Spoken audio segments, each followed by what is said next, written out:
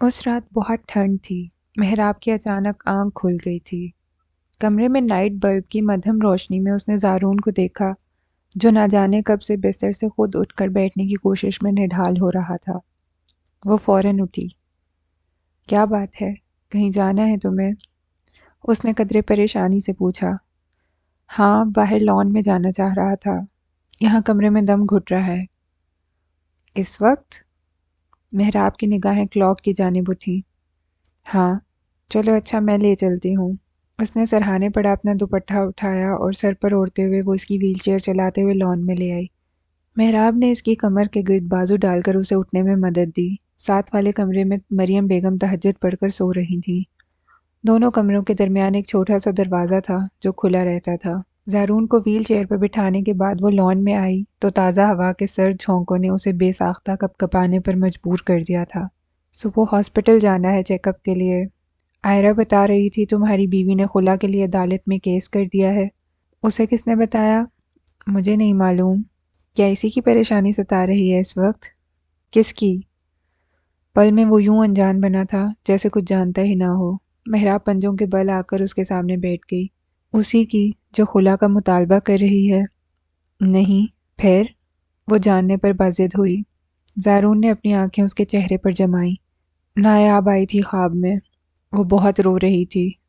اس کے وہم و گمان میں بھی نہ تھا کہ رات کے اس پہر وہ نایاب کے لیے پریشان ہوگا۔ پچھلے چند روز سے مسلسل وہ خواب میں آ رہی ہے اور میں بہت زیادہ پچھتاوا محسوس کر رہا ہوں۔ سچ کہوں تو کبھی کبھی خود سے گھن آنے لگتی ہے۔ میرا بالکل بھی ارادہ نہیں تھا کہ میں اس کو یوں موت کے گھاٹ اتار دوں، مگر صورتحال ہی ایسی بن گئی تھی کہ خود کو بچانے کے لیے یہ سب کرنا پڑا مجھے۔ زارون نے سرد آہ بھرتے ہوئے کہا۔ کیوں؟ ایسا کیا ہو گیا تھا کہ جسے چھپانے کے لیے اتنا گر گئے تھے تم؟ زارون نے درد سے آنکھیں میچ لیں۔ بہت کچھ ہو گیا تھا۔ ضمیر مردہ ہو تو انسان شیطان کا بھی باپ بن جاتا ہے۔ میرا ضمیر بھی مردہ ہو گیا تھا۔ اپنی دولت اور مردانگی کے زوم میں کوئی گناہ نہیں لگتا تھا مجھے۔ نایاب کے دل میں میرے لیے کیا تھا مجھے یہ بھی نہیں پتا تھا۔ پتا ہوتا بھی کیسے؟ میں تو شروع سے ہی صرف تمہارے بارے میں سوچتا تھا۔ میری نظر میں اس تعلق کی کوئی اہمیت ہی نہیں تھی جو بڑوں نے میرے اور نایاب کے درمیان باندھا تھا۔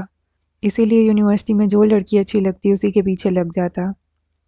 آدھی سے زیادہ یونیورسٹی کی لڑکیاں خود میرے پیچھے تھیں۔ غزالہ کا شمار بھی انہی لڑکیوں میں تھا۔ نایاب روز یہ سب دیکھتی اور برداشت کرتی، مگر مجھے اس بات کی پرواہ نہیں تھی۔ مجھے اس کی کسی بھی تکلیف کی پرواہ نہیں تھی۔ یونیورسٹی میں شروع کے دنوں میں وہ پریشان رہتی، مگر میں نے اس کی مدد نہیں کی۔ غزالہ کے کزن نے ایک روز سب کے سامنے اس کی بے حد بے عزتی کی، مگر میں نے اس کا منہ توڑنے کی بجائے سب کے سامنے اس کا تماشا دیکھا۔ ہمیشہ اپنے رویے سے اس کا دل توڑا، اس پر الزام لگائے، اپنی ہر عیاشی کا ملبہ بھی اس کے سر پر ڈال دیا، صرف اس لیے کہ میں مرد تھا۔ مجھے ہر گناہ کی اجازت تھی۔ وہ عورت تھی اور میری نظر میں اسے یونیورسٹی میں لڑکوں کے ساتھ پڑھنے کا کوئی حق نہیں تھا۔ رات کے اس پہر اس کے چہرے پر موجود درد رقم تھا۔ محراب نے اس سے پہلے وہ کبھی نہیں دیکھا تھا۔ وہ ٹکٹکی باندھے اسے دیکھتی رہی اور وہ بولتا رہا۔ غزالہ کے ساتھ میرے تعلقات کی ساری یونیورسٹی گواہ تھی۔ اس کے باوجود اس روز جب نایاب نے وہ سب اپنی آنکھوں سے دیکھا اور پھر حویلی میں سب کو بتانے کی دھمکی دی تو میں اس کی یہ جرت برداشت نہیں کر سکا۔ غرور اور تکبر نے میری مت مار دی تھی۔ اسی لیے وہ جیسے ہی چھٹی پر حویلی آئی میں نے یہ معاملہ غزالہ کے سامنے رکھا اور غزالہ نے مجھے یہ راستہ دکھایا۔ اس کام کے لیے میں نے اپنے کزن کو راضی کیا، اور اس سے پہلے کہ وہ حویلی میں میرے بارے میں کسی کو کچھ بتاتی، میں نے اور غزالہ نے اس کے کزن اور اپنے دوست سائم کو حویلی بلا لیا۔ نایاب جاگ رہی تھی۔ حویلی کی اونچی دیواروں اور خونخوار کتوں سے میں نے ہی اسے بچا کر نایاب کے کمرے تک لایا تھا۔ میں نے ہی نایاب کے کمرے کی نشاندہی کی تھی۔ سب کچھ ویسا ہی ہوا جیسا میں نے سوچا تھا۔ حویلی کے بزرگوں کی آنکھوں پر غصے کے طوفان نے پٹی باندھ دی تھی۔ اس وقت وہی دیکھا گیا جو میں انہیں دکھانا چاہتا تھا، وہی سنا گیا جو میں انہیں سنانا چاہتا تھا۔ راتوں رات اس کی موت کے فیصلے پر عمل درآمد ہوا اور اسے اپنی بے گناہی ثابت کرنے کا ایک موقع بھی نہیں ملا۔ میں تھک گیا ہوں یہ سب سوچ سوچ کر۔ میں ذلت کے گڑھے میں گر گیا ہوں محراب۔ اس کی بد دعا لگ گئی ہے مجھے۔ اس معصوم لڑکی کی بددعا لگ گئی ہے مجھے۔ وہ اب پشیمان ہو رہا تھا جب اسے دنیا سے گئے بھی مہینے ہو گئے تھے۔ محراب کا دل جیسے کٹ کر رہ گیا۔ نایاب کے ساتھ ہوئے ظلم کی کہانی نے اس کے زخم جیسے پھر سے ہرے کر دیے تھے۔ وہ اٹھی اور نفرت سے بھرپور ایک نگاہ اس کے مفلوج وجود پر ڈالتے ہوئے اندر اپنے کمرے کی طرف بڑھ گئی۔ زارون اس کی نفرت بھری نگاہ پر کرب سے لب بھینچتا شدت سے مٹھیاں بھینچ کر رہ گیا تھا۔ ایک درد پچھتاوے کی صورت دل کے اندر سر اٹھا رہا تھا تو ایک درد نے محبت کی تکلیف کو شدت سے محسوس کرتے ہوئے باہر کے مکمل وجود کو گھیراؤ میں لے رکھا تھا۔ اب وہ کہاں جاتا؟ سانس تنگ ہو رہی تھی، گھٹن بڑھتی جا رہی تھی، مگر اس کے ہاتھ میں کچھ بھی نہیں تھا۔ اگلے روز اس کا چیک اپ تھا، مگر وہ اس کے ساتھ ہسپتال نہیں گئی بلکہ اسے آئرہ کے ساتھ ہسپتال بھجوا دیا۔ زارون کے آپریشن اور علاج پر اچھا خاصا خرچہ آیا تھا۔ تمام روپے محراب نے اس کے اے ٹی ایم سے ادا کیے۔ اب بھی وہ سارا خرچ اس کے اے ٹی ایم سے ہی کر رہی تھی، مگر کب تک؟ زارون کے بھائیوں اور دوستوں نے اس کی طرف سے مکمل آنکھیں پھیر لی تھیں۔ اتنے دنوں میں کوئی خیریت پوچھنے بھی نہیں آیا تھا، خرچہ اٹھانا تو بہت دور کی بات تھی۔ اسی پریشانی میں الجھی وہ گھر پر بھی مختلف کاموں میں مصروف اس کی گھر واپسی کا انتظار کرتی رہی۔ شام ڈھل چکی تھی جب وہ آئرہ کے ساتھ واپس آیا، بجھا بجھا سا، اداس بے رونق چہرہ، زندگی سے بیزار خوبصورت آنکھیں۔ محراب نے اس کا تفصیلی جائزہ لیا۔ کیا کہا ڈاکٹرز نے؟ زارون کو مکمل نظر انداز کر کے اس نے آئرہ سے پوچھا۔ جواب میں وہ اپنی ویل چیئر گھسیٹتا وہاں سے چلا گیا۔ کچھ نہیں، پہلے سے بہتر ہیں تمہارے شوہر، اور وہ جو رپورٹس باہر بھجوائی تھیں ان کا بھی جواب مثبت آیا ہے۔ چلو اچھی بات ہے۔ دوبارہ کب چیک اپ کروانا ہے؟ اگلے ہفتے۔ ٹھیک ہے۔ تمہیں خوشی نہیں ہوئی؟ کس بات کی؟ یار تمہارے شوہر کی رپورٹس اچھی آئی ہیں، اس کا باہر علاج ہو سکتا ہے اور وہ اپنے پاؤں پر پھر سے چل سکتا ہے۔ ہاں بات تو خوشی کی ہے، مگر میرا دل خوش نہیں ہے۔ وہ جیے یا مرے میری بلا سے۔ ایسا کیوں؟ آئرہ نے حیرت سے اسے دیکھا۔ وہ میری بہن کا قاتل ہے، اس لیے، محراب نے اسے بتایا۔ واٹ؟ آئرہ کو شوق لگا تھا۔ محراب نے مختصر لفظوں میں اس کے ظلم کی مکمل کہانی اس کے گوش گزار کر دی۔ یہ تو بہت برا ہوا یار، ایسے کون کرتا ہے؟ پھر بھی اس کے ساتھ رہ رہی ہو تم؟ سب سے پہلے تو تمہیں اس سے خلا لینی چاہیے تھی۔ اس سے کیا ہوگا؟ اس کا مطلب ہے تم نے اسے معاف کر دیا؟ نہیں، معاف نہیں کیا، بس قسمت کے ساتھ سمجھوتا کیا ہے میں نے۔ ایسے تو بہت مشکل ہو جائے گی یار، زندگی ایسے نہیں گزاری جاتی۔ زندگی گزارنے کی کوئی خواہش نہیں رہی۔ پھیکی سی مسکراہٹ لبوں پر پھیلاتے ہوئے اس نے بائیں ہاتھ کی چھوٹی انگلی سے پلکوں پر آئی نمی صاف کی۔ آئرہ چند لمحوں تک کچھ بول نہ سکی، تبھی اس نے پوچھا، تم اس روز کسی جاب کا ذکر کر رہی تھیں؟ ہاں، میرے انکل کی فیملی ہے، بہت اچھے انسان ہیں۔ انکل ریٹائرڈ کرنل ہیں، ایک بیٹی تھی، اس کی شادی ہو گئی، اس سے چھوٹا ایک بیٹا ہے۔ اس نے کسی عیسائی عورت سے جرمنی میں شادی کر لی ہے۔ کچھ عرصہ میاں بیوی کا رشتہ قائم رہا، پھر دونوں میں علیحدگی ہو گئی۔ اب وہ صاحبزادے پاکستان آ رہے ہیں تو انکل چاہتے ہیں کہ اس کے آنے سے پہلے انہیں کوئی اچھی کوک مل جائے تاکہ گھر کا نظام چل سکے۔ صحیح۔ تنخواہ کتنی ہوگی؟ یہ تو نہیں پتہ، لیکن 25-30 سے اوپر ہی ہوگی۔ بیٹا کیسا ہے ان کا؟ اس بات کا اندازہ نہیں ہے مجھے، لیکن شریف لوگ ہیں۔ تو پھر تم بات کرو نا اپنے انکل سے میرے لیے۔ کر لوں گی، پہلے تم آنٹی سے بات کر لو، انہیں کوئی اعتراض تو نہیں ہوگا؟ نہیں، وہ اعتراض کرنے کی پوزیشن میں نہیں ہے۔ ٹھیک ہے، میں کل ہی انکل سے مل کر ساری بات کر لوں گی۔ بہت شکریہ آئرہ، تمہارے بہت احسانات ہیں مجھ پر۔ بس جانے دو، اب چلتی ہوں میں، انشاءاللہ صبح بات ہوگی۔ ٹھیک ہے، بہت شکریہ۔ آئرہ اسی وقت چلی گئی۔ رات کے کھانے کے دوران محراب نے مریم بیگم سے بات کرنے کا فیصلہ کر لیا تھا۔ امی، ایک بات کرنی ہے آپ سے مجھے۔ بولو۔ کھانا کھاتے ہوئے ہاتھ روک کر انہوں نے محراب کی جانب دیکھا۔ میں جاب کرنا چاہتی ہوں کسی کے گھر، بس چند گھنٹوں کے لیے کھانا پکانا ہے۔ محراب نے اپنی امی کو جاب کے متعلق بتایا۔ اس کی کیا ضرورت ہے؟ ضرورت ہے امی، زارون کے آپریشن پر بہت پیسے لگے ہیں، علاج بھی چل رہا ہے، اسے باہر بھی بھیجنا ہے، پھر آپ بھی بیمار رہتی ہیں، آپ کی بھی خوراک اور دوائیوں کے لیے پیسے چاہیے۔ زارون کے اکاؤنٹ میں اب زیادہ پیسے نہیں ہیں، آج نہیں تو کل مجھے یہ کرنا ہی ہوگا۔ ہمارے خاندان میں آج تک کسی لڑکی نے جاب نہیں کی ہے بیٹا، اور زارون کو پتہ چلا تو وہ ویسے بھی جان لے لے گا تمہاری۔ وہ جان لینے کی پوزیشن میں نہیں ہے امی، اور مجھے اس کی کوئی پرواہ نہیں ہے۔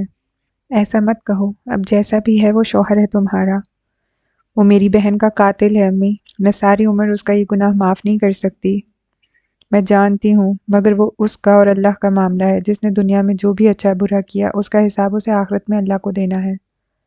تم اپنا اور اس کا رشتہ دیکھو، تمہاری اس کی وجہ سے کوئی پکڑ نہ ہو میری بچی۔ محراب کے سر پر ہاتھ رکھتے ہوئے وہ اسے سمجھا رہی تھی۔ وہ محض اس بات میں سر ہلا کر رہ گئی۔ رات کو محراب کمرے میں آئی تو زارون جاگ رہا تھا۔ اس نے اس کے حصے کا کھانا اس کے قریب ہی میز پر رکھتے ہوئے کہا، کھانا کھا لو، دوا لینی ہے تمہیں۔ بھوک نہیں ہے مجھے، بہت مدھم لہجے میں اس نے جواب دیا۔ بھوک نہیں بھی ہے تب بھی کھا لو، دوا لینی ہے، نہیں لوگے تو زخم کبھی ٹھیک نہیں ہوں گے۔ کوئی پرواہ نہیں ہے۔ ہاں، تمہیں کیوں پرواہ ہونے لگی؟ مزے سے بیٹھے بٹھائے ہر چیز جو مل رہی ہے۔ جب تک چلتے پھرتے تھے ناک میں دم کیے رکھا، اب اپاہج ہو کر بیٹھ گئے ہو تو میری زندگی مشکل بنا رہے ہو۔ آخر چاہتے کیا ہو تم؟ محراب تلخ لہجے میں اسے بولی۔ زارون کا چہرہ سرخ ہوا۔ چپ ہو جاؤ، چلاتی ہوئی عورتیں پسند نہیں ہیں مجھے۔ تمہاری پسند مائی فٹ۔ اس کا لہجہ مزید سخت ہوا۔ زارون چپ ہو گیا۔ تمہارے بینک اکاؤنٹ میں اتنے پیسے نہیں ہیں کہ میں ساری عمر بیٹھ کر تمہاری دیکھ بھال کرتی رہوں۔ پہلے دن سے اب تک جتنے بھی پیسے تمہارے علاج پر لگے ہیں سب تمہارے اے ٹی ایم سے نکلے ہیں۔ ڈاکٹر فرحت نے تمہاری جو رپورٹس باہر بھجوائی تھیں ان کا رزلٹ مثبت آیا ہے۔ اگر تم علاج کے لیے باہر جاتے ہو تو بہت بڑی رقم درکار ہوگی۔ بتاؤ میں کیا کروں؟ کس سے جا کر بھیک مانگوں تمہارے لیے؟ اس نے بمشکل اپنے آنسو ضبط کرتے ہوئے کہا۔ زارون نے چند پل اسے خاصی توجہ سے دیکھا، پھر پاس بلا لیا۔ ادھر آؤ میرے پاس۔ اس کا لہجہ کچھ ایسا تھا کہ وہ شدید کشمکش کا شکار ہونے کے باوجود اٹھ کر اس کے پاس چلی آئی۔ زارون نے اس کے پاس چلے آنے پر ہاتھ بڑھا کر کسی قیمتی متاع کی طرح اسے اپنے اندر سمیٹ لیا۔ زندہ ہوں ابھی، مفلوج ہوا ہوں، مرا نہیں ہوں جو اتنی مایوس ہو گئی ہو تم زندگی سے، وہ نرم لہجے میں بولا۔ محراب کا دل بے ساختہ پوری شدت سے دھڑک اٹھا۔ تم کیا کر سکتے ہو اب؟ بہت کچھ کر سکتا ہوں اب بھی، بس تم میرا ساتھ نہ چھوڑنا پلیز۔ مجھے تم سے نفرت ہے زارون، جانتا ہوں۔ تمہاری اس نفرت کو محبت میں بدل دوں گا میں۔ مجھے تمہاری محبت کی ضرورت نہیں ہے، بیزاری سے کہتے ہوئے وہ اس سے الگ ہوئی، مگر زارون نے اس کا دوپٹہ پکڑ لیا۔ مجھے ضرورت ہے تمہاری محبت کی محراب۔ محراب لب بھینچ کر رہ گئی۔ دیکھو باہر کتنی ٹھنڈی ہوا چل رہی ہے، ابھی معذور نہ ہوتا تو تمہیں اپنے مضبوط بازوؤں میں اٹھا کر باہر لان میں لے جاتا، ہم دیر تک واک کرتے، مگر فی الحال یہ ممکن نہیں ہے۔ تو ایسا کرو پلیز، تم میرے پاس یہیں بیٹھ جاؤ، میرے بالوں میں دھیرے دھیرے انگلیاں چلاؤ، مجھے نیند آ جائے گی محراب۔ وہ منت سے اسے کہہ رہا تھا۔ مجھے ایسی باتیں اچھی نہیں لگتی، پلیز۔ اس کا ہاتھ تنفر سے جھٹکتی وہ اس کے پاس سے اٹھ کر بیڈ کی دوسری جانب آ گئی۔ زارون اس کی اس درجے بے اعتنائی پر محض بت بنا اسے دیکھتا رہ گیا۔ زارون نوٹ کر رہا تھا محراب کے لبوں پر مسلسل چپ تھی۔ وہ ہسپتال سے ایک ہفتہ ہوا گھر آیا تھا مگر حویلی میں کوئی اس کا حال پوچھنے نہیں آیا تھا اس کے پاس، یہاں تک کہ اس کی سگی ماں بھی نہیں، اور اس بات کا اسے کتنا دکھ تھا یہ صرف وہی جانتا تھا۔ ایک چھوٹے سے حادثے نے اس پر اس کی حقیقت کھول کر رکھ دی تھی۔ وہ جانتا ہی نہیں تھا کہ حویلی میں کیا حالات چل رہے ہیں۔ علاقے کے سرداروں نے حویلی کا بائیکاٹ کر دیا تھا۔ زارون جو بات اپنے گھر کے افراد سے چھپا کر رکھنا چاہتا تھا وہ بات خوشبو کی طرح پورے علاقے میں پھیل گئی تھی۔ سردار عبدالرحیم کے بڑے دونوں بیٹوں کی عزت داؤ پر لگ گئی تھی۔ سردار عبداللطیف نے بیگم عبدالرحیم پر بھی یہ شرط عائد کر دی تھی کہ اگر وہ زارون سے رابطہ رکھیں گی تو انہیں حویلی سے دستبردار ہونا پڑے گا۔ بڑے بیٹوں کے حالات اور چھوٹے بیٹے پر لگی پابندی نے انہیں بستر سے لگا دیا تھا۔ حالات اتنے گمبھیر ہو گئے تھے کہ سردار عبدالرحیم کے بڑے دونوں بیٹوں نے اپنی اپنی بیویوں کو وہاں سے نقل مکانی کے لیے تیار رہنے کا حکم دے دیا تھا۔ ایسے میں زارون کی خبر کون لیتا؟ اس کی مدد کون کرتا؟ قیمتی ادویات، ٹیسٹ اور چیک اپ پر بینک اکاؤنٹ تیزی سے خالی ہو رہا تھا، مگر زارون کو کہاں احساس تھا ان باتوں کا؟ اسے اب بھی صرف اپنی پسند ناپسند سے مطلب تھا۔ اس روز شام میں جب وہ رات کا کھانا پکا رہی تھی، عائرہ چلی آئی۔ کیسی ہو؟ میں ٹھیک ہوں، تم سناؤ؟ پیاز کاٹ کر ایک طرف رکھتے ہوئے اس نے اسے ہاتھ میں لایا۔ عائرہ نے کچی پیاز اٹھا کر منہ میں رکھ لی۔ میں بالکل ٹھیک ہوں، تمہاری جاب کا بندوبست کر دیا ہے، تنخواہ بھی بہت اچھی ہے۔ واقعی؟ محراب کو جیسے یقین ہی نہ آیا۔ ہاں واقعی، انکل تم سے ملنا چاہتے ہیں، ملنے کے بعد سارے معاملات طے کر لیں گے۔ کب ملنا ہوگا؟ جب تم چاہو۔ کل ملیں؟ ہاں کوئی مسئلہ نہیں ہے۔ کہاں ملیں گے؟ آفس یا گھر؟ شام 7 بجے تک آفس میں ہی ملیں گے۔ ہاں 7 بجے کے بعد اگر تم چاہو تو ہم ان کے گھر چلے جائیں گے۔ نہیں، شام میں امی اور زارون کو چھوڑ کر جانا مشکل ہے میرے لیے، ہم کل دن میں ہی چلیں گے۔ ٹھیک ہے، جیسے تمہیں بہتر لگے۔ آنٹی یا زارون بھائی کو کوئی اعتراض تو نہیں ہے؟ اعتراض ہے مگر مجھے پرواہ نہیں ہے۔ ابھی جن حالات کا مجھے سامنا ہے زارون اسے نہیں سمجھ سکتا۔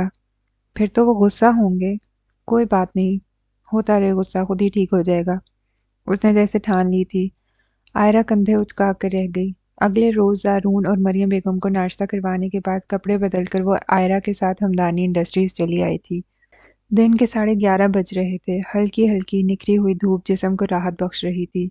تقریباً 30-35 منٹ کا سفر طے کر کے وہ لوگ اس بلند و بالا عمارت کے سامنے پہنچ گئی تھیں جہاں اس وقت انہیں جانا تھا۔ آئرہ نے وسیع پارکنگ میں گاڑی پارک کی تو وہ پوچھے بغیر نہ رہ سکی۔ ان کا آفس تو بہت بڑا ہے یار، یہ مجھ جیسی ان پڑھ کو بھلا کیوں رکھیں گے جاب پر؟ آئرہ اس کی اس بات پر بے ساختہ مسکرائی۔ تم ان پڑھ ہو؟ تو اور کیا، یہاں تو بہت ہائیلی کوالیفائڈ لوگ جاب کرتے ہوں گے، اعلیٰ ڈگری ہولڈرز۔ ہاں مگر تمہیں یہاں تو جاب نہیں کرنی نا، تو پھر کیوں ٹینشن لے رہی ہو؟ انہیں ایک اچھی صاف ستھری بہترین کھانا پکانے والی شیف کی ضرورت ہے، کسی اکاؤنٹنٹ یا سیلز گرل کی نہیں، سمجھی؟ وہ سر ہلا کر گاڑی سے نکل آئی تھی۔ پارکنگ ایریا کراس کرنے کے بعد وہ عمارت میں داخل ہوئی تو اور بھی زیادہ متاثر ہوئی۔ اس کے لیے وہ دنیا ایک بالکل نئی دنیا تھی۔ آئرہ اسے ساتھ لیے لفٹ کی طرف آئی، پھر اس کا ہاتھ تھام کر لفٹ میں سوار ہو گئی۔ 5ویں فلور پر ہمدانی صاحب کا آفس تھا۔ لفٹ 5ویں فلور پر رکی تو باہر نکلتے ہی آئرہ نے اسے ایک طرف کھڑا کر دیا۔ تم یہیں رکو، میں ریسیپشن سے پوچھ کر آتی ہوں کب تک مل سکیں گے ہم انکل سے۔ ریسیپشن نہ جانے کس طرف تھی، وہ بے ساختہ خود کو نروس محسوس کرنے لگی۔ آئرہ نے ریسیپشن پر اپنا تعارف کرایا تو اسے فوری ملاقات کی اجازت مل گئی۔ بھاری گلاس ڈور اندر دھکیل کر وہ مکمل اعتماد سے کمرے میں داخل ہوئی۔ السلام علیکم انکل۔ وعلیکم السلام، آؤ میں تمہارے انتظار کر رہا تھا۔ ہمدانی صاحب سارا کام روک کر اس کی طرف متوجہ ہوئے۔ وہ ان کے سامنے رکھی کرسی پر ٹک گئی۔ کیا بنا، بات ہوئی اس لڑکی سے؟ جی انکل، ساری بات ہو گئی ہے، آپ بالکل فکر نہ کریں۔ کیا بتایا اسے؟ ہمدانی صاحب کے لہجے میں بے چینی ٹپک رہی تھی۔ آئرہ مسکرا دی۔ وہ بھی بتا دوں گی، پہلے آپ اسے ایک نظر دیکھ لیں، اگر پسند آ جائے تو ڈیل پکی، نہیں تو کوئی اور دیکھ لوں گی۔ ٹھیک ہے، کتنا پڑھی لکھی ہے؟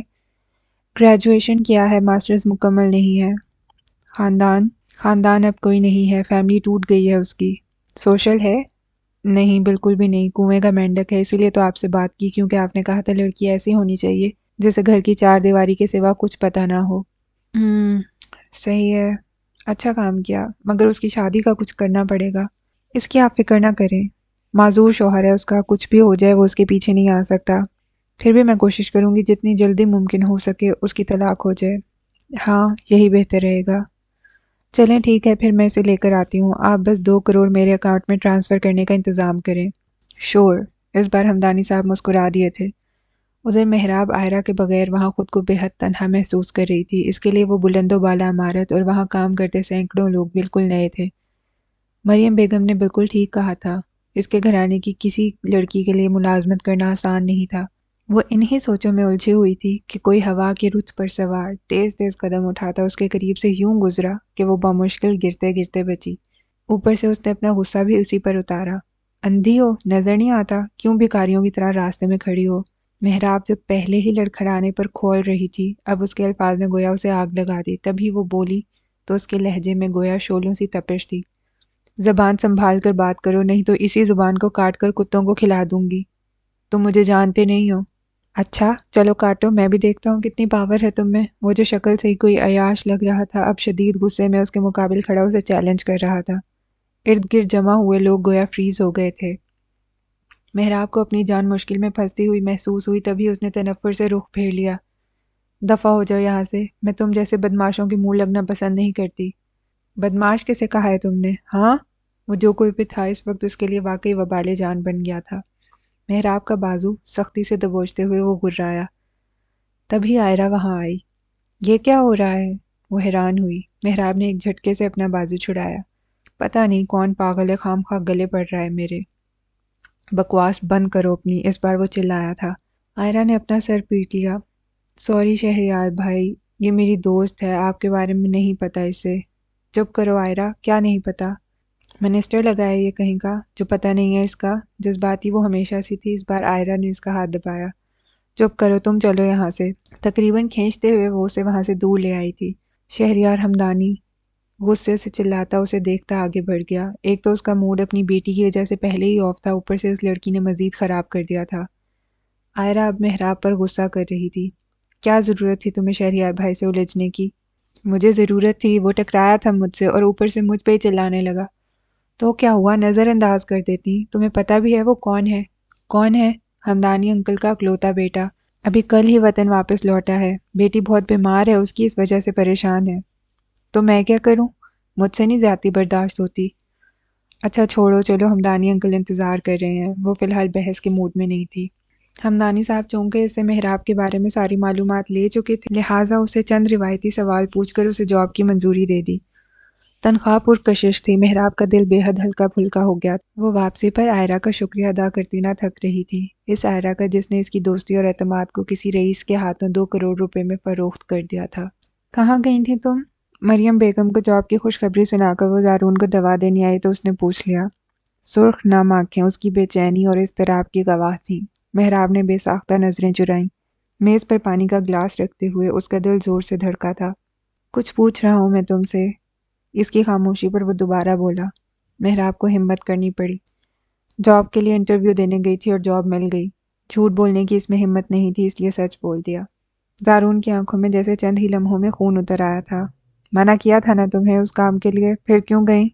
उसका ज़ब्त जैसे जवाब दे रहा था। मेहराब ने रुख फेर लिया। तुम्हारे मना करने से मसाइल हल नहीं होते। मसाइल हल नहीं होते तो अपना सौदा करोगी तुम, बोली लगवाओगी अपनी?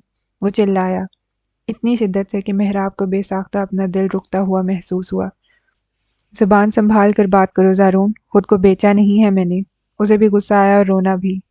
ज़ारून ने हाथ बढ़ाकर मेज़ पर रखी सारी दवाएं ज़मीन पर गिरा दी। इससे बेहतर था तुम मुझे कोई कशकोल ला देती और मैं बाहर जाकर भीख मांग लाता, अगर इतने ही बुरे हालात हो गए हैं। वह तकलीफ़ में था, मगर मेहराब इसकी तकलीफ़ का अंदाज़ा नहीं लगा सकती थी। तभी आंसू पोंछते हुए तल्खी से बोली, ये सब तुम्हें हालात बिगाड़ने से पहले सोचना चाहिए था ज़ारून। फ़ायदा उठा रही हो तुम मेरे बिगड़ते हालात का? नहीं, अपने नसीब को कोस रही हूँ जो तुम्हारे हत्थे चढ़ गई। तुम मत कोसो, क्योंकि मैं ऐसी ज़िंदगी को जूते की नोक पर रखता हूँ जो औरत की कमाई पर बसर हो। कहने के साथ ही उसने मेज़ पर रखी छुरी उठा ली जो मेहराब ने फल काटने के लिए रखी थी। इस लम्हे ज़ारून की हरकत ने गोया उसके पाँव तले से ज़मीन ही निकाल दी थी। पागल हो गए हो, छोड़ो इसे। छुरी उसके हाथ से छीनने के लिए उसने उसे काबू करना चाहा, मगर वो कहाँ काबू आने वाला था। पीछे हट जाओ तुम, जान छुड़ा रहा हूँ तुम्हारी खुद से। नहीं, तुम्हें दाया अब्बू की कसम है ज़ारून, तुम ऐसा कुछ नहीं करोगे। वो अपनी पूरी कोशिश कर रही थी छुरी उसके हाथ से छीन लेने की। इसी कोशिश में कब उसका बाजू जद में आ गया उसे पता चला ना ज़ारून को। खून की एक तेज़ धार ने ज़ारून के दोनों हाथ रंगीन कर दिए थे। उसका सारा जुनून वहीं थम गया। मेहराब का चेहरा अब तकलीफ के हिसार में था। उसने बेकरारी से उसका बाजू थाम लिया। क्यों मेरी जान लेने पर तुली हो तुम मेहराब? कितनी अजियत थी उसकी आंखों में और लहजे में। उसने बस एक नज़र उसे देखा, फिर आहिस्ता से अपना बाजू उसकी गिरफ्त से निकाल लिया। तुम हमेशा मेरे लिए तकलीफ का बायस बनते हो ज़ारून। काश तुम पैदा ही ना हुए होते। रोती हुई वो उसका दिल नोच गई थी। ज़ारून ने बहुत बेबसी से मेज़ पर ज़ोरदार मुक्का रसीद किया। उस रात खाना मरियम बेगम ने पकाया था। आयरा आई तो हाथ रुमाल में लपेटे बैठी थी। वो चौंकी। ये क्या हुआ है? कुछ नहीं, यूं ही मामूली सी चोट लगी है। ओह, फिर तो तुम कल से जॉब पर नहीं जा सकोगी। हाँ, अभी 2-3 दिन मुश्किल है। ज़ारून भाई ने कोई हंगामा तो नहीं किया? नहीं, बस वो चुप है। चलो, ये भी अच्छा है। अब देखो ना, आजकल के दौर में कौन लड़की ऐसी होगी जो एक माजूर मुफलिस मर्द को अपने सर पर सवार रख कर खुद दर बदर के धक्के खाती रहेगी। भाई मैं तो कहती हूँ इस सिलसिले में तुम्हारी सौतन तुमसे ज़्यादा समझदार निकली। खुला का केस दायर कर दिया। करती रहे, मेरा उसके साथ कोई मुकाबला नहीं है। हाँ, हो भी नहीं सकता। उसे ज़ारून भाई की दौलत से मोहब्बत थी और तुम्हें उनकी ज़ात से मोहब्बत है। फ़र्क तो है ना। تمہیں کس نے کہا کہ مجھے اس کی ذات سے محبت ہے؟ ہاں تو پھر ان کے ساتھ رہنے کا کیا مقصد ہے؟ کوئی مقصد نہیں ہے، صرف رشتہ نبھا رہی ہوں میں بس۔ اس کا مطلب ہے اگر تمہیں زارون بھائی سے کوئی بہتر شخص ملتا تو تم انہیں آزاد کر دو گی، ہے نا؟ مجھے خواہش نہیں ہے کسی بہتر شخص کی، اور پلیز ٹاپک چینج کرو، مجھے ایسی باتیں اچھی نہیں لگتی۔ چلو ٹھیک ہے، میں چلتی ہوں، پھر انکل کو بتا دوں گی کہ تم ابھی 2-3 دن نہیں آ سکو گی۔ بیٹھ جاؤ، کھانا کھا کر جانا۔ نہیں یار، ابھی بھوک نہیں ہے، میں چلتی ہوں۔ وہ جلدی میں تھی، مہراب نے بھی زیادہ اصرار نہیں کیا۔ مریم بیگم کو اس نے کھانا کھلا دیا تھا۔ ان کے جاگنے تک وہ ان کے ساتھ ہی رہی۔ ان کے سونے کے بعد وہ زارون کے لیے کھانا نکال کے اس کے کمرے میں آئی۔ زارون بستر پر ٹیک لگائے بیٹھا سگریٹ کا زہریلا دھواں اپنے اندر اتارتا جا رہا تھا۔ مہراب نے ایک نظر اسے دیکھا، پھر کھانا میز پر رکھ دیا۔ کھانا کھا لو۔ بھوک نہیں ہے مجھے۔ بھوک کیوں نہیں ہے؟ کل سے کچھ نہیں کھایا تم نے، ایسے تو زخم ٹھیک نہیں ہوں گے۔ کل چیک اپ کے لیے بھی جانا ہے۔ مجھے کہیں نہیں جانا، اور میری ماں بننا بند کر دو تم۔ مہراب اس کے پاس چلی آئی۔ کیا چل رہا ہے تمہارے دماغ میں؟ کیوں نہیں سکون سے زندگی گزارتے؟ اپنے اسی مزاج کی وجہ سے سب کچھ گنوا دیا ہے تم نے زارون، اور اب بھی عقل نہیں آئی ہے تمہیں؟ اب بھی تم ویسے ہی ہو۔ تو کیا کروں؟ بے غیرت بن جاؤں؟ اپنی بیوی کو لوگوں کے گھروں میں بھیج کر خود ایسے ہی گھر بیٹھ کر اس کی کمائی کھاؤں؟ یہی چاہتی ہو تم؟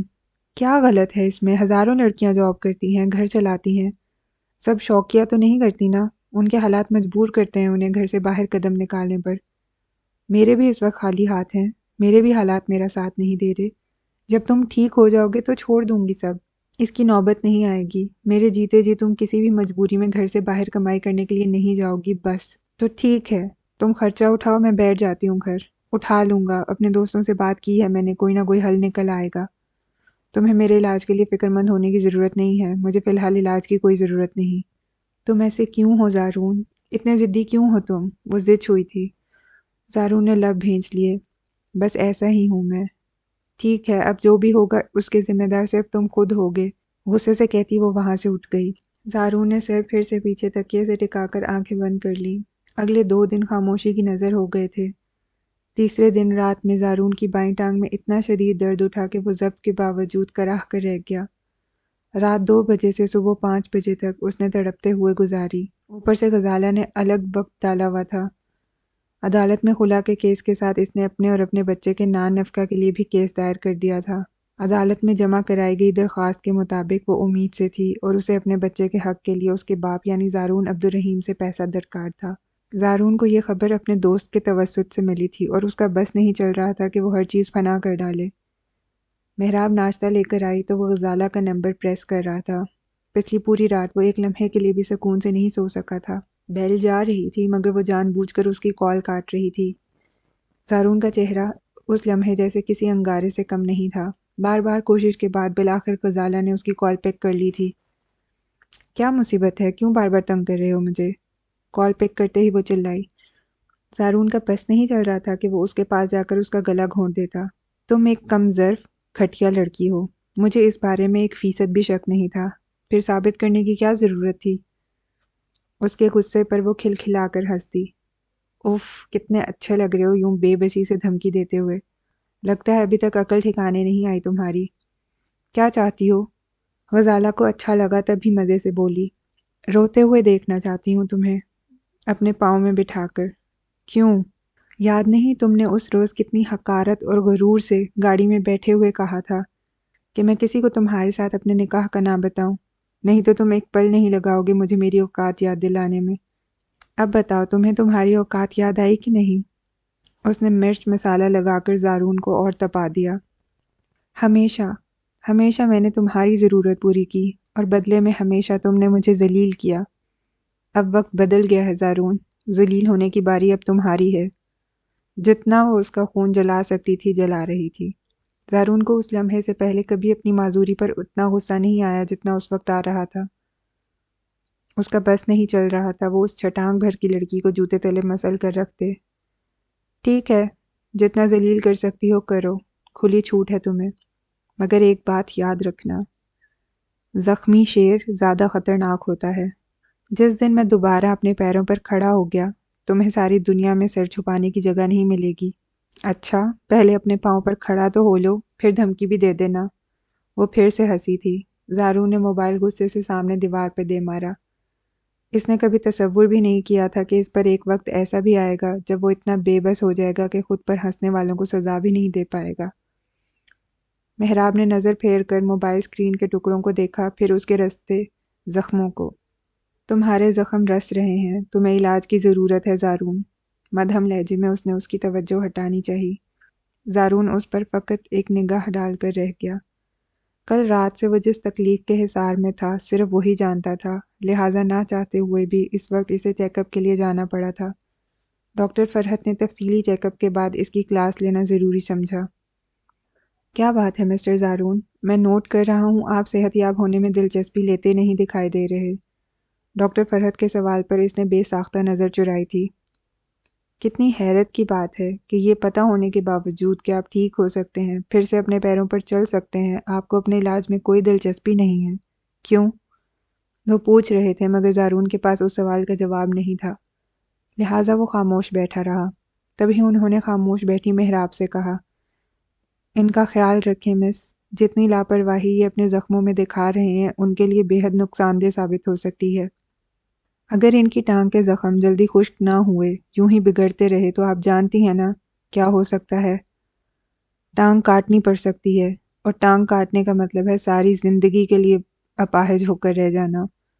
آپ تصور کر سکتی ہیں یہ کتنا تکلیف دہ ہوگا، اس صورت میں جب کہ ان کے سامنے پوری زندگی پڑی ہے۔ وہ بالکل صحیح کہہ رہے تھے، محراب نے اس بات میں سر ہلا دیا۔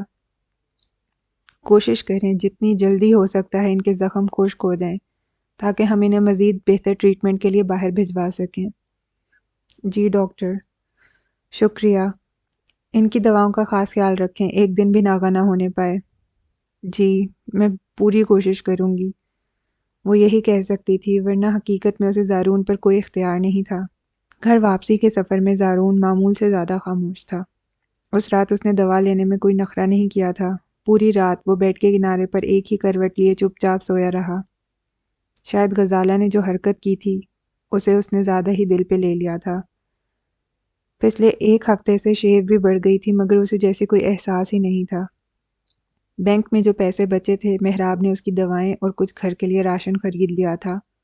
اس روز ناشتے کے بعد وہ زارون کو دوا کھلانے کے بعد مریم بیگم کو بتا کر ہمدانی ہاؤس چلی آئی تھی۔ آئرہ ساتھ ہی تھی لہٰذا کوئی مسئلہ نہیں ہوا تھا۔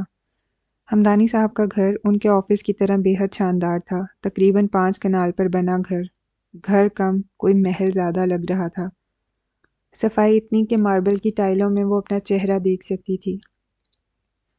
چونکہ آئرہ ساتھ تھی لہٰذا اسے گھر کے اندر جانے میں کوئی دشواری نہیں ہوئی۔ اس کے علاوہ بھی اس گھر میں بے شمار نوکر تھے مگر اپنے کام سے کام رکھنے والے۔ کسی کو کسی دوسرے ملازم کے کام یا ذات سے کوئی غرض نہیں تھی۔ ہمدانی صاحب ابھی گھر پر ہی تھے لہٰذا آئرہ اسے ساتھ لیے ان کے پاس چلی آئی۔ السلام علیکم انکل، کیسے ہیں آپ؟